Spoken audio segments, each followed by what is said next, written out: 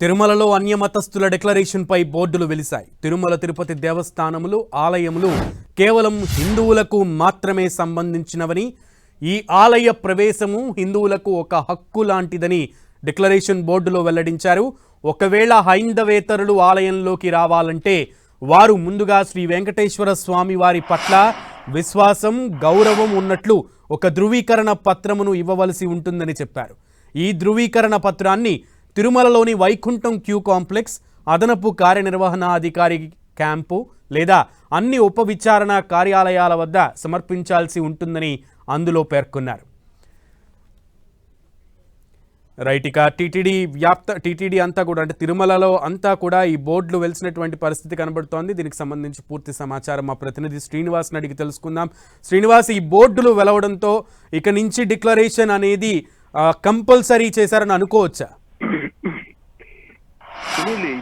ఇక్కడ నుంచే కాదు, గతంలో ఎప్పటి నుంచో కూడా అన్య మతస్థులు ఎవరైనా తిరుమల శ్రీవారి ఆలయానికి వచ్చినప్పుడు, అంటే విఐపీలు కావచ్చు, ఇతర ప్రముఖులు కావచ్చు, వీళ్ళు వచ్చినప్పుడు శ్రీవారి ఆలయానికి వచ్చినప్పుడు ఇది తప్పనిసరి డిక్లరేషన్ మీద సంతకం పెట్టడం అనేది. మళ్ళీ జగన్మోహన్ రెడ్డి రేపు రోజున శ్రీవారిని దర్శించుకుంటారని తెలియగానే ఈ డిక్లరేషన్ మీద తీవ్ర చర్చలు జరిగిన పరిస్థితి అయితే ఉంది.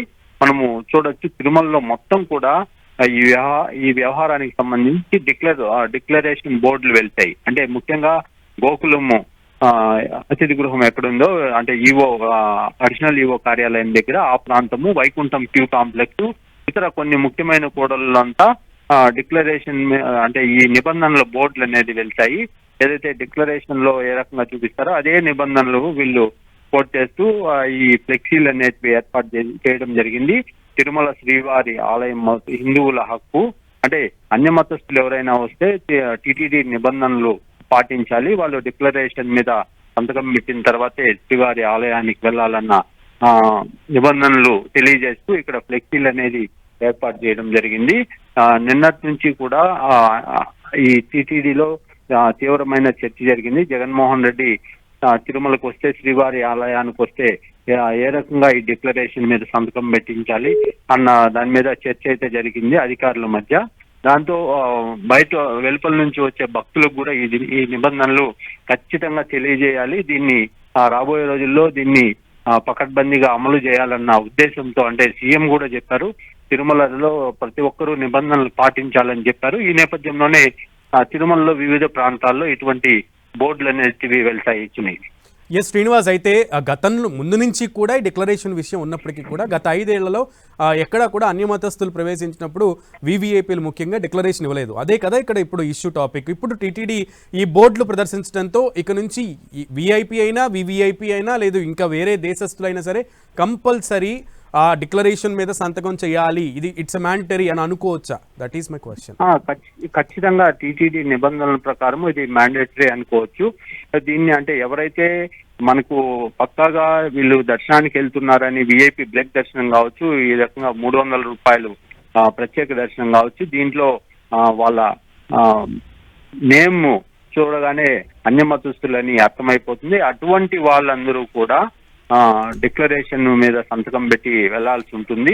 ఇది ఎప్పటి నుంచో కూడా అమలవుతున్నప్పటికీ సాధారణ భక్తుల విషయంలో దీన్ని టీటీడీ పెద్దగా పట్టించుకున్న దాఖలాలు లేవు. ప్రముఖులు వచ్చినప్పుడు వాళ్ళ దగ్గర మాత్రము ఇటువంటివి, ఎవరైతే మాజీ రాష్ట్రపతి అబ్దుల్ కలాం కావచ్చు, ఈ రకంగా పెద్ద పెద్ద వాళ్ళు వచ్చినప్పుడు అటువంటి వాళ్ళ దగ్గర మాత్రము డిక్లరేషన్ మీద సైన్ చేయించుకొని పంపుతున్న పరిస్థితి. అయితే తాజాగా తిరుమలలో ఎక్కడ చూడు ఇటువంటి బోర్డులు వేయడంతో ఇక నుండి ప్రతి ఒక్కరికి, అంటే అన్య మతస్థులు ఎవరైనా తిరుమలకు వచ్చినప్పుడు ఇటువంటి నిబంధనలు తప్పనిసరి అన్నది మాత్రం తెలిపే విధంగా ఈ బోర్డులు వెళ్తాయి. Srinivas, got it, thank you. ఇక వైఎస్ జగన్ తిరుమల పర్యటన రద్దు జరిగింది. కాసేపట్లో మీడియా ముందుకు జగన్ రాబోతున్నారు. డిక్లరేషన్ ఇవ్వాలని కూటమి, అలాగే హిందూ సంఘాల నేతలు, పలువురు స్వామీజీలు కూడా డిమాండ్ చేసినటువంటి పరిస్థితుల్లో జగన్ డిక్లరేషన్ ఇస్తారా, ఇవ్వరా, ఇచ్చి తిరుమల ప్రవేశం ఉంటుందా, లేదు ఇవ్వకుండా తిరుమల ప్రవేశానికి వెళ్లే ప్రయత్నం చేస్తారా అని అనుకుంటున్న క్షణంలో, అని అనుకుంటున్న తరుణంలో శ్రీవారి సన్నిధికి శ్రీవారి దర్శనానికి జగన్ వెళ్ళటం లేదు అంటూ కూడా ఒక ప్రకటన బయటకు వచ్చింది.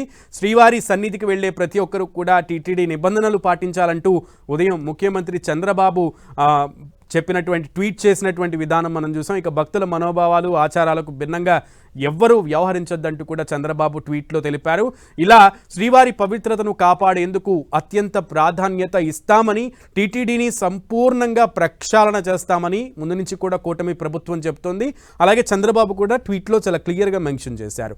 సో ఈ క్రమంలో ఈరోజు డిక్లరేషన్ అనేది హాట్ టాపిక్గా గత 2 రోజుల నుంచి కూడా నడుస్తున్న క్రమంలో డిక్లరేషన్ వైఎస్ జగన్మోహన్ రెడ్డి ఈసారి ఇస్తారా, ఇచ్చి తిరుమల ప్రవేశం ఉంటుందా, లేదు ఇవ్వకుండా వెళ్లే ప్రయత్నం చేస్తారా అని అనుకుంటున్న క్రమంలో అసలు తిరుమల పర్యటననే రద్దు చేసినటువంటి పరిస్థితి కనబడుతోంది.